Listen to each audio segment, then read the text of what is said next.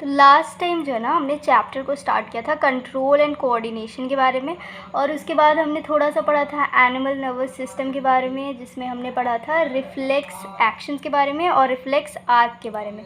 यानी कि human body में कुछ कम्युनिकेशन थ्रू रिफ्लेक्स एक्शन होती है और reflex action is formed with the help of a reflex arc, जिसकी स्टार्टिंग किससे होती है? एक सेंसरी नर्व से होती है, फिर एक रिले नर्व होता है जो कि कनेक्शन होता है, और फिर उसके बाद एक आता है मोटर नर्व जो कि हमारे मसल्स के पास जाता है और हमारे मसल्स तक उसकी बातें या जो भी एक्शन करनी है वो पहुंच जाती है। ठीक है, लेकिन अब हम पढ़ने वाले हैं उस चीज़ के बारे में जो ज़्यादातर हमारा दिमाग करता है, उसके अलावा तो हमारा दिमाग काम करता नहीं है। तो जिस चीज़ में काम करता है वो हमारा ब्रेन करता है थिंकिंग। पूरा दिन बैठकर कुछ ना कुछ सोचता ही रहता है। तो क्या थिंकिंग इतना आसान प्रोसेस है कि लो खिचड़ी है खा लो बैठकर हो गया? Thinking is a very very complex process. मतलब बहुत सारे नर्व्स मिलके एक दूसरे से जुड़े हुए रहते हैं। कुछ नर्व्स ये सोचते हैं कि पास्ट में क्या हुआ था, पास्ट में ऐसा हुआ था कि मैंने जो है हॉट बर्तन को छुआ था तो वो गर्म लगा था। अब वो उसके अंदर एक इन्फॉर्मेशन सेव्ड है कि ऐसा करने से ऐसा होता है। फर्स्ट टाइम नहीं पता रहता, कोई बच्चा जाके आग में आराम से हाथ रखेगा, लेकिन जब वो एक बार रख लेता है उसे पता चल जाता है ना, तो अगली बार उसे डर हो जाता है। और अगर वो नहीं रखता क्योंकि उसे कोई रोक देता है तो उसे ये पता चल जाता है कि हमें नहीं रखना है। ठीक है, उसके बाद साथ ही साथ उस पुराने इन्फॉर्मेशन को नए इन्फॉर्मेशन से जोड़ता है। फिर कुछ ऐसे इन्फॉर्मेशन होते हैं जो कि ज़रूरी नहीं होते हैं, उसे डिलीट करता है। जैसे कि हमारे मेमोरीज़ में से हमें याद आता है कि कुछ चीज़ें हमें याद आ रही हैं, कुछ चीज़ें हमें नहीं याद आ रही, थोड़ा थोड़ा याद आ रहा है। बचपन की ज़्यादातर चीज़ें हमें याद नहीं है, लेकिन कल जो हुआ वैसे तो वो भी याद नहीं रहता, लेकिन फिर भी थोड़ा सोचें तो कल की चीज़ें भी याद आ जाएंगी। लेकिन वही 1 महीने पहले जो हुआ उसको याद आने में थोड़ा सा टाइम स्टैम्प हुआ कि हाँ भाई ऐसा कुछ था, इस वजह से ऐसा हुआ, तो याद आएगा। वरना ये नहीं याद आएगा कि उस दिन ये कपड़ा पहना था और अगले दिन वो कपड़ा पहना था।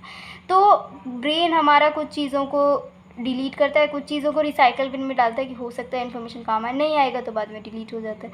यानी कि जिस तरीके से हम अपने फ़ोन के स्टोरेज को पूरा का पूरा कम कर रहे होते हैं ना, उसी तरीके से हमारा brain all the time work कर रहा होता है। साथ ही साथ हमारा जो फ़ोन है उसमें जैसे ही गूगल पे लिखते हैं वाई, अब उसके आगे लिख के आ जाता है लिस्ट ऑफ थिंग्स जो कि हमें करना नहीं होता है सर्च, लेकिन आ जाता है।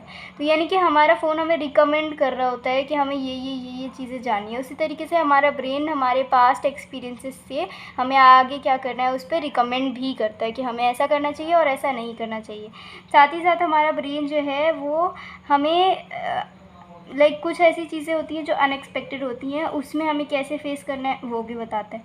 तो there is a really complex mechanism, और इसके लिए यूज़ होता है बहुत सारे न्यूरॉन्स का कनेक्शन जो कि बहुत बुरी तरीके से कनेक्टेड होते हैं, एकदम जुड़े हुए रहते हैं एक दूसरे से, और ऑल द टाइम उनका काम यही होता है कि वो सोचें, करें, कुछ ना कुछ करते रहें, कभी कभी आलसपन भी दिखा दें, है ना। तो उसके बाद ये हो गया थिंकिंग। फिर हम कुछ ऐसे एक्शंस करते हैं जो कि हम करते हैं हमारी बाकी बॉडी पार्ट से, जैसे कि हम लिखते हैं, राइटिंग, ठीक है, हम चलते हैं, वॉकिंग, हम बातें करते हैं, टॉकिंग, हम खाते हैं, ईटिंग। तो हमारा बहुत सारा काम है। ये सब चीज़ें जो हैं ये तो वॉलंटरी एक्शंस हैं, यानी वो एक्शंस जो कि वॉलंटरी एक्शंस किसे कहते हैं? हम कंट्रोल कर सकते हैं, हम कंट्रोल कर सकते हैं। So these are the voluntary actions. And then there are some things like blinking, heart beating.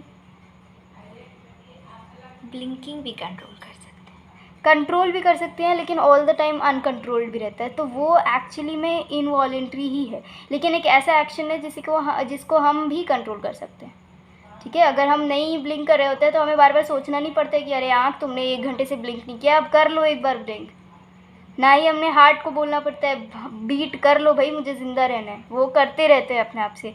ना ही डाइजेशन में हमें सोचना पड़ता है, सांस लेते रहते हैं तो अपने आप से लेते रहते हैं ना। फिर उसके बाद अगर सोचने लग जाता है तो सांस कैसे आ रही है वो भी, अभी मैंने बोला है कि हाँ सांस आ रही है ना, तो तुम्हारे सांस पे कंट्रोल चला गया, तुम्हारी नाक को पता चला है हाँ सांस ले रही हूँ, नहीं ले रही हूँ, जिंदा हूँ, नहीं हूँ, ये सब सोचने लगता है दिमाग। लेकिन है वो तो इनवॉलेंट्री है, तो अपने आप से कंट्रोल। तो ये सारे हमारे एक्शंस क्या हैं? इनवॉलेंट्री। और ये जो एक्शंस होती हैं ये हम कंट्रोल नहीं करते, ये हमारा ब्रेन अपने आप से कंट्रोल करता है। तो ये सब काम जो होता है ना वो हमारे उस पार्ट ऑफ द ब्रेन से नहीं होता है जो कि रिफ्लेक्स आर्क में हेल्प करता था। रिफ्लेक्स आर्क कैसा होता था, वो जो हमारी स्पाइनल कॉर्ड पे आता था डायरेक्ट, और स्पाइनल कॉर्ड से ही रिले नर्व से वापस चला जाता था। अगर वो यहाँ से होता ना तो फिर हमारा काम जो है ना वो ऐसा होता कि बस हो ही जाता। तो इस वजह से हमारे पास जो है ना ब्रेन है, ये जो है ना ये हिस्सा है जो कि बहुत सारे लोगों में नहीं भी होता है, ऐसा कहा जाता है, लेकिन होता है सब में। और ये जो हिस्सा होता है इसमें ये सारी चीज़ें चल रही होती हैं, ठीक है। ये वो जो रिफ्लेक्स एक्शन होता है ना वो भी चल रहा होता है, साथ ही साथ एट द इंस्टिंक्ट जब रिफ्लेक्स एक्शन हुआ तो ऊपर भी सिग्नल जा रही है, लेकिन जल्दी से जो वर्क करना था वो मोटर नर्व में करवा दिया। उसके बाद अब जाके सोचो भाई कि हाँ मैंने छू लिया है, अब मुझे गर्म लग रहा है, अब मुझे उंगली हटा लेनी चाहिए, तो मैंने हटाई। इतना टाइम नहीं होता। तो रिफ्लेक्स एक्शन तुरंत हटाने के लिए होता है, जो कि इवोल्यूशन की वजह से आया है। पहले ज़माने में जानवर अचानक से आ जाता था और अगर इंसान सोचने लगे कि हाँ हटूँ कि ना हटूँ, तो फिर जानवर तब तक अपना काम बना चुका होता है। तो तुरंत बचने के लिए इंसानों में रिफ्लेक्स आर्क नाम का एक डेवलपमेंट हुआ।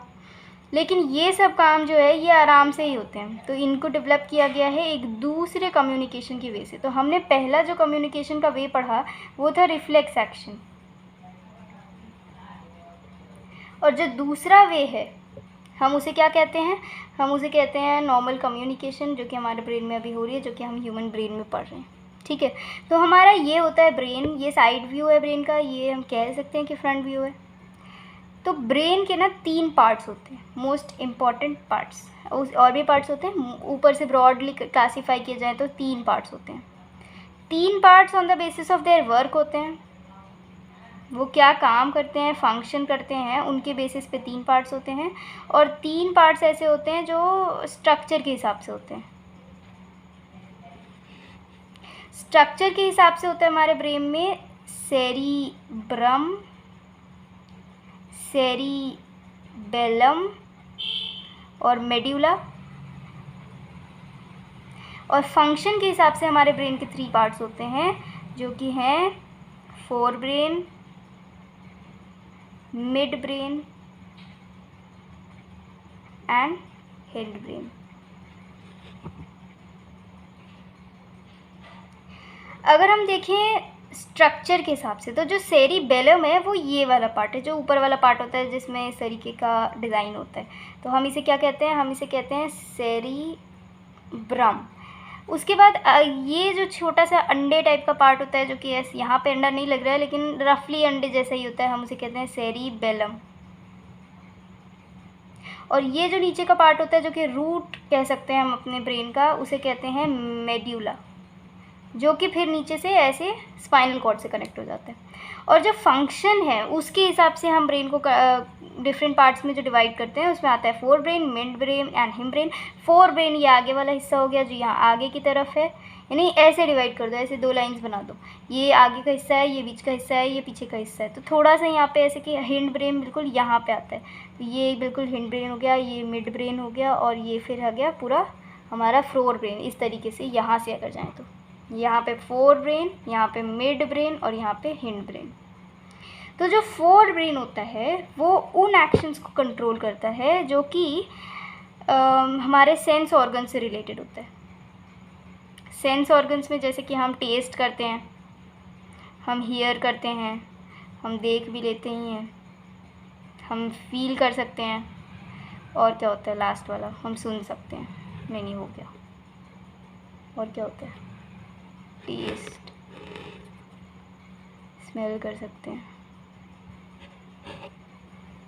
तो ये जो होते हैं ये हमारे सेंस ऑर्गन्स के वर्क्स होते हैं, और ये सारे कनेक्टेड होते हैं एक्चुअली में हमारे front part of the brain में। अब इसमें अलग अलग पार्ट्स होते हैं, मान लो ये पार्ट इसके लिए, ये पार्ट इसके लिए, ये वाला पार्ट देखने के लिए, ये वाला पार्ट सुनने के लिए, ये वाला पार्ट टेस्ट करने के लिए। इस तरीके से अलग अलग पार्ट्स में डिवाइडेड होता है यहाँ का न्यूरल फंक्शन।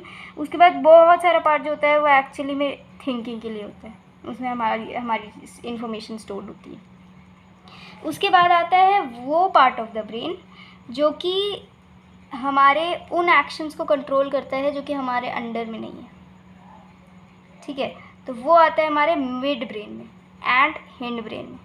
ये हमारे इनवॉलंटरी एक्शंस को कंट्रोल करते हैं। जो कि अपने आप से कंट्रोल होती हैं। तो ज़्यादातर जो इनवॉलेंट्री एक्शंस होते हैं, जैसे कि हार्ट बीट करता है,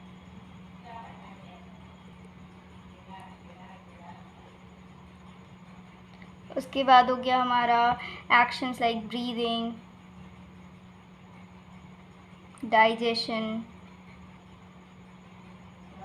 फिर साइज ऑफ प्यूपिल, है ना, हमारे प्यूपिल का साइज़ लाइट के आने जाने से अपने आप से बढ़ता कमता है। उसके बाद हो गया हमारा भूख लगता है तो हंगर, और ये उसी में आ गया। तो ये सारी चीज़ें जो होती हैं ना, ये होती हैं वो एक्शंस जो कि कंट्रोल करता है मेनली हमारा मिड ब्रेन, जिसके पार्ट्स में क्या क्या आ जाएगा, सेरिबेलम का थोड़ा सा हिस्सा, या कह सकते हैं सेरिबेलम और मेड्यूला का थोड़ा सा हिस्सा। ठीक है, तो ये हो गया हमारा मिड ब्रेन। और फिर आता है हमारा हिंड ब्रेन, सबसे नीचे, ऊपर से अगर देखें वैसा करके, तो सबसे नीचे वाला पार्ट आ गया। अब ये कौन से काम करता है, तो वो वाले काम जो अंदर अंदर के हैं लेकिन इनवॉलेंट्री हैं, जैसे हमारे ब्लड प्रेशर को नापना, सलाइवेशन, यानी जब हमें कोई अच्छी चीज़ खाने को दिखती है तो हमें अपने आप से जो है, तो हमारा ब्लड प्रेशर, सलाइवेशन, फिर कभी कभी वॉमिटिंग हो जाती है तो वॉमिटिंग कंट्रोल करना, ये सब काम होता है मेड्यूला का, यानी कि हिंड ब्रेन का, यानी जो इनवॉलेंट्री एक्शंस हैं। अच्छा, कुछ काम ऐसे ऐसे हैं जिनको कंट्रोल करने के लिए हमें बैलेंस चाहिए। जैसे ये मेरा हाथ है, ये इस तरीके से लिख रहा है, ये पेन को पकड़ा हुआ है, तो बैलेंस करने के लिए पूरे टाइम कंसंट्रेशन चाहिए ना कि बैलेंस हो। अब मैं पूरे टाइम ये तो नहीं सोचती रहती कि यार उंगली पकड़ के रखना मेरी पेन को, वरना गिर जाएगा, ऐसा तो मैं नहीं सोचती। तो ये लगातार किसी चीज़ को बैलेंस करके रखना, मैं बैठी हुई हूँ तो मैं गिर ना जाऊँ, बैलेंस करके रखना पूरी बॉडी को। और फिर उसके बाद उनके पोस्चर को मेंटेन करना, वो अलग बात है, हम बैठे बैठे मुड़ जाते हैं, वो वाला पोस्चर नहीं, लाइक काइंड ऑफ गिर तो नहीं जाते ना बैठे बैठे, अचानक से दिमाग भूल जाता है कि ओ भाई मैं बैठी हुई थी एंड यूँ गिर गई, ऐसा नहीं होता है। तो ये सब चीज़ों को मेंटेन करने के लिए, ये सब चीज़ों को देखने के लिए हमारा सेरिबेलम रिस्पॉन्सिबल होता है, यानी ये अंडे वाला पार्ट। ठीक है, हम खड़े खड़े जब ज़ोर ज़ोर से घूमने लगते हैं, वैसे तो वो इसका वजह होता है कि हमारे ईयर्स में जो फ्लूइड होता है वो हिलने लगता है, तो हमारा जो है पोस्चर बिगड़ जाता है। इसलिए जब हम बहुत ज़ोर से घूमने के बाद जब सीधा खड़े होते हैं तो हम गिरने पड़ने लगते हैं। लेकिन उसको भी कंट्रोल करने के लिए यहाँ पे सेरिबेलम हेल्प करता है। ठीक है, तो cerebellum is the part of the brain which helps in the balancing of the body and maintaining the posture of the body.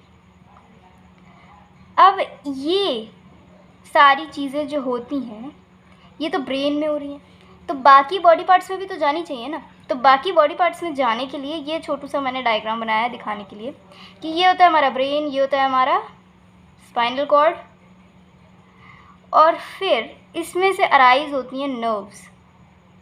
वो नर्व्स जो कि ब्रेन से अराइज होती हैं उन्हें कहते हैं क्रेनियल नर्व्स।